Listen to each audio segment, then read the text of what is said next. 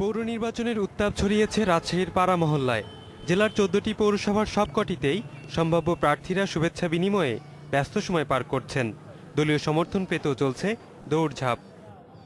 মনে সন্দেহের সৃষ্টি করছে যে এরা হয়তো ইলেকশন ম্যানিপুলেট করবে, নিজেদের পক্ষে নেয়ার জন্যই এই দলীয় প্রতীক দিয়েছে। সাংগঠনিকভাবে একটা শক্ত অবস্থানে আছে এবং আমরা বিশ্বাস করি প্রত্যেকটা উপজেলায়, প্রত্যেকটা পৌরসভাতে আমরা একক প্রার্থী দিতে পারবো। স্থানীয়রা বলছেন, বেশিরভাগ পৌরসভায় মেয়র পদে একাধিক প্রার্থী থাকায় চূড়ান্ত প্রার্থী ঠিক করতে হিমশিম খেতে হবে বড় দুই দলকেই। ভোটারদের মন খুশি করতে তারা অনেক আগ্রহী, যে প্রতিষ্ঠা চলতেছে যেভাবে কিভাবে করা যায়। মেয়াদ শেষ হয় সিলেটের গোলাপগঞ্জ, কানাইঘাট ও জকিগঞ্জ পৌরসভায় শুরু হয়েছে নির্বাচনী আমেজ। তরুণ আর ব্যানার টাঙিয়ে নির্বাচনে অংশ নেওয়ার আগ্রহ জানান দিচ্ছেন সম্ভাব্য প্রার্থীরা। কে কোন দলে আসবে সেটা দেখার বিষয় না, সৎ এবং যোগ্য যারা আছেন ভোট দিবে তাকেই। নির্বাচন কমিশন যদি স্বচ্ছ হয় তাহলে প্রতীক দিয়ে যে কোনো নির্বাচন করতে আমাদের কোনো আপত্তি নেই। গাজীপুরে পৌরসভা নির্বাচনে অংশ নিতে আগাম প্রচার চলছে প্রার্থীদের। সভা সমাবেশের পাশাপাশি বিভিন্ন সামাজিক অনুষ্ঠানে অংশ নিচ্ছেন তারা। তবে পৌর নির্বাচনের ছোঁয়া লাগেনি বরিশালের বাকেরগঞ্জে। বর্তমান পৌর মেয়র ও উপজেলা আওয়ামী লীগের সম্পাদকের আশঙ্কা, এবার দলীয় প্রতীকের নির্বাচনের কারণে কমতে পারে আওয়ামী লীগ প্রার্থীর ভোটের হার। আমার নিজের ওয়ার্ড বিএনপি প্রেসিডেন্ট সেক্রেটারি তারা আগেই ঘোষণা করেছে এটা স্থানীয় নির্বাচন, আমরা তার নির্বাচন করব, কিন্তু 1:1 যখন হবে, নৌকা বা ধানের শীষ হইলে তখন তাদের অবস্থানটা কি হবে এটা নিয়ে কিন্তু একটা ভাবার বিষয়। নির্বাচন নিয়ে দল থেকে এখনো কোনো নির্দেশনা পাননি বাকেরগঞ্জের বিএনপি নেতারা। Independent news. পৌরসভা নির্বাচন ঘিরে চট্টগ্রামে সরকার দলীয় সম্ভাব্য প্রার্থীদের মধ্যে তোড়জোড় শুরু হলেও বিএনপির মধ্যে আছে দ্বিধাদ্বন্দ্ব। আর বিশেষজ্ঞরা বলছেন, দলীয় প্রতীকে স্থানীয় নির্বাচন হলে কমতে পারে জনগণের অংশগ্রহণ, আশঙ্কা থাকে মনোনয়ন বেচাকেনার। চট্টগ্রামে নবগঠিত 3 পৌরসভা হাটাজারি, দোহাজারি আর নাজিরহাটে নির্বাচন হয়নি এখনো। অন্য 10টির মধ্যে 7টিতে আওয়ামী লীগ সমর্থিত, 2টিতে বিএনপি এবং 1টিতে আছে এলডিপি সমর্থিত মেয়র। পৌরসভা নির্বাচনের আভাস পেয়ে ইতোমধ্যে দৌড়ঝাঁপ শুরু করেছে সম্ভাব্য প্রার্থীরা। সরকার দলীয় প্রার্থীদের তৎপরতা দৃশ্যমান হলেও বিএনপির প্রার্থীরা অপেক্ষায় আছে কেন্দ্রীয় সিদ্ধান্তের। বিএনপি নেতারা বলছে, স্থানীয় নির্বাচন করার পথে সরকারই বড় বাধা। আমাদের তৃণমূলের যারা আছে, বিশেষ করে আমাদের থানা পৌরসভা, তাদের আমরা একটা নির্দেশনা ইতিমধ্যে দিয়েছি।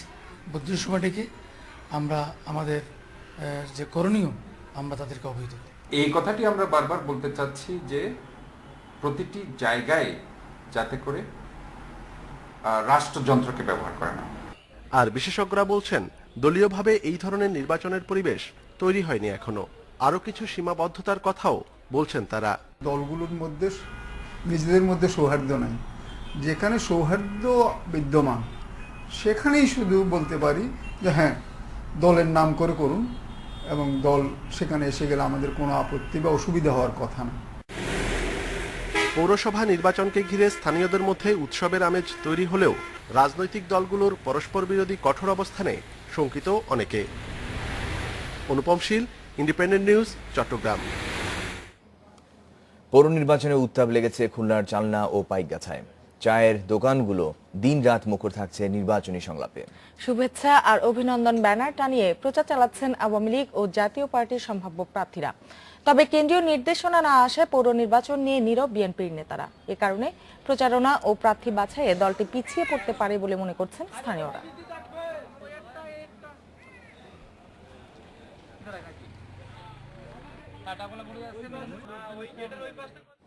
গঠনতন্ত্রে পরিবর্তন ছাড়া স্থানীয় সরকার নির্বাচনে আওয়ামী লীগের দলীয় প্রার্থী দেওয়ার সুযোগ নেই।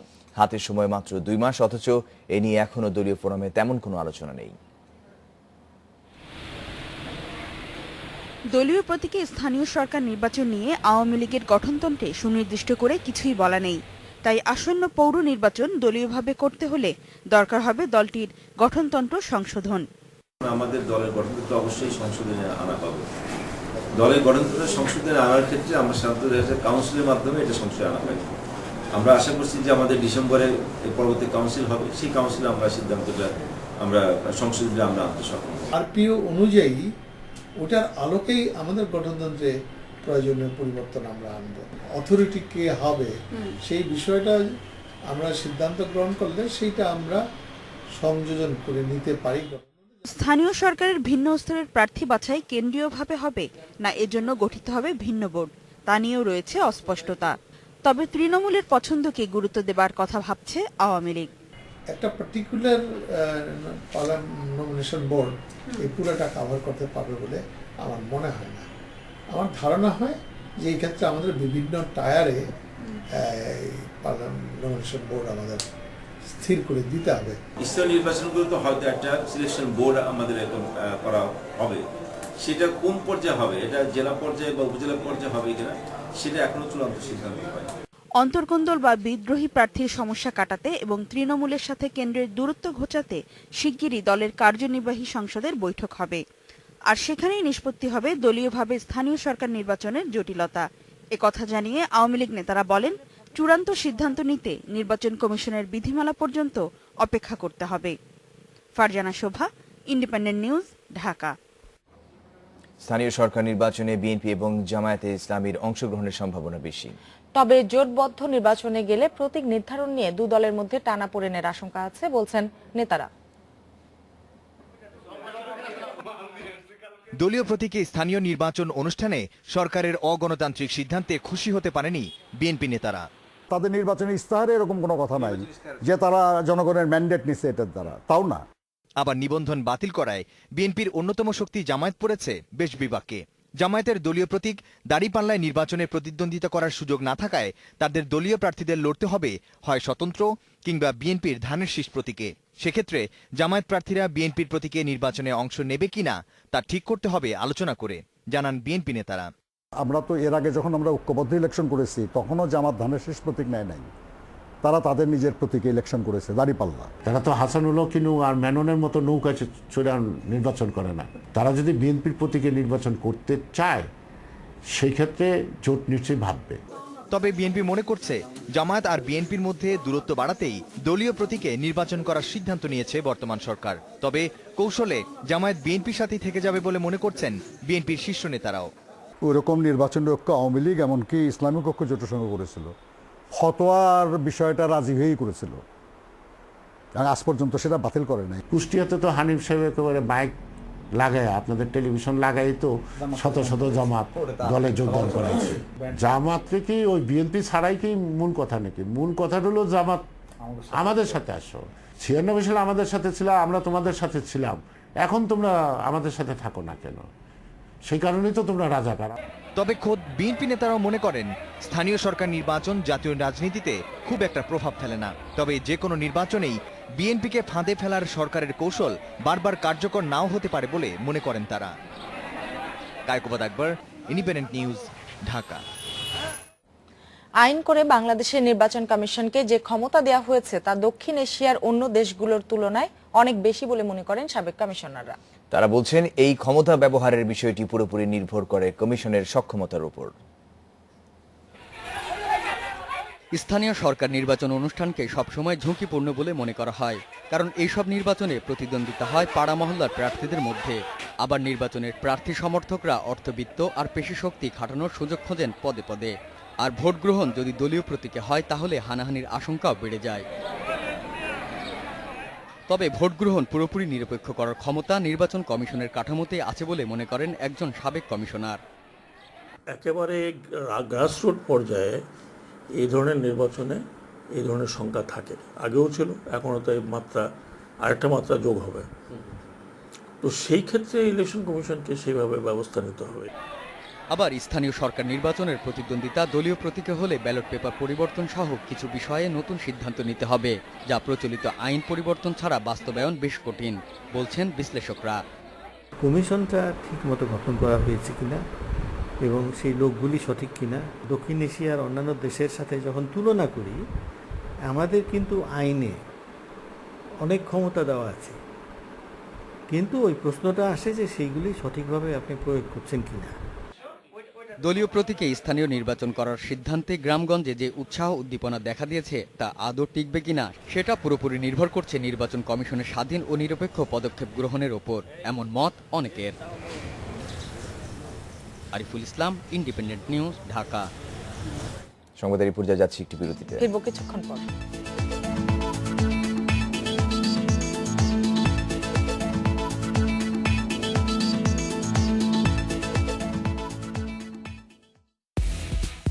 অধিকাংশ পুরুষের ক্ষেত্রেই ড্যান্ড্রাফ আক্রমণ করে বারবার। নতুন ক্লিয়ার অ্যাক্টিভেট করে আপনার স্ক্যাল্পের স্বাভাবিক সুরক্ষা স্তর আর আপনাকে রাখে dandruff proof. Clear Men, dandruff proof. I have nothing to hide. আমার প্রথম প্রেম মিতালি 3 পিস।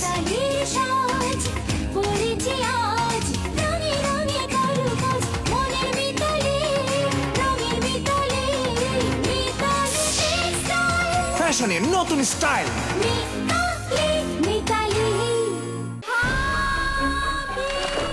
এই পানিতে ভারী ধাতু এবং মরিচার মতো দূষণকারী পদার্থ থাকতে পারে, যা ফুটিয়ে সব দূর করা যায় না। এই পানি পান করলে আপনি অসুস্থ হয়ে যেতে পারেন ভাবি। এটা পিওরিটির পানি। পিওরিটির 4 স্তরের বিশুদ্ধকরণ পদ্ধতি এই দূষণকারী পদার্থগুলো দূর করে। ইউনিলিভার পিওরিট, ফোটানো পানির থেকেও নিরাপদ। ছাই এবং গুঁড়ো সাবান দিয়ে ঘষা মাজার অত্যাচারে থালা বাসন হয়রান, তাদের রক্ষা করতে আছে ভিমবার। মাহির রিপোর্ট। আজ হবে পরিষ্কার করার আসল পরীক্ষা। নিন ভিমবার। এর 100 লেবুর শক্তি কঠিনতম দাগও তুলে ফেলে সহজে, মাত্র 1 ঘষাতেই। ছাই বা গুঁড়া সাবানের তুলনায় ভিমবার থালা বাসনের তেল চর্বি পরিষ্কার করে দ্রুত এবং সহজে। 1 ঘষাতেই আমাদের ঝকঝকে পরিষ্কার করার জন্য ধন্যবাদ ভীম। ভিমবার 1 ঘষাতেই তেল চর্বি পরিষ্কার। কালকেই নতুন গিটার চলে আসবে। তাহলে পুরানটা কিন্তু আমার। কত দিবি? একবার ডাকবে না মা?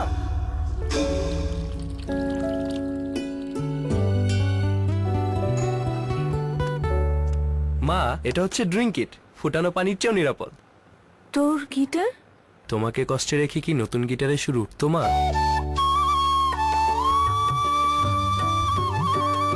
ড্রিঙ্ক ইট ওয়াটার পিউরিফায়ার নেদারল্যান্ডের সর্বাধুনিক ন্যানো টেকনোলজিতে তৈরি। এতে আছে বিশ্বমানের 4 স্তর বিশিষ্ট পিউরিফায়ার, যা পানিকে করে পরিপূর্ণ বিশুদ্ধ। ড্রিঙ্ক ইট, পরিপূর্ণ বিশুদ্ধ পানি। আমরা ভাবি আমাদের উজ্জ্বলতা সময়ের সাথে হারিয়ে যায়, যা এখনো আছে ত্বকের ডেড স্কিন সেলসের নিচে। Pond's white beauty face wash ত্বকের ভেতরে গিয়ে ডেড সেলস দূর করে আর বের করে আনে নতুন হোয়াইট সেলস। এখন আমরা আবার ফিরে পেতে পারি আমাদের উজ্জ্বলতা। এই হলো পন্ডস এর অঙ্গীকার। কিরে থামবি না? সামনে একটা মজার টং আছে, 5 কিলো।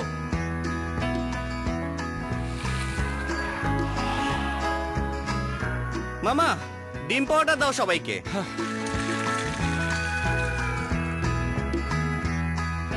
তেল কম করে হালকা পাউডার খাচ্ছিস? এই পাউডার খেলে পুরো কষ্টটাই মাটি।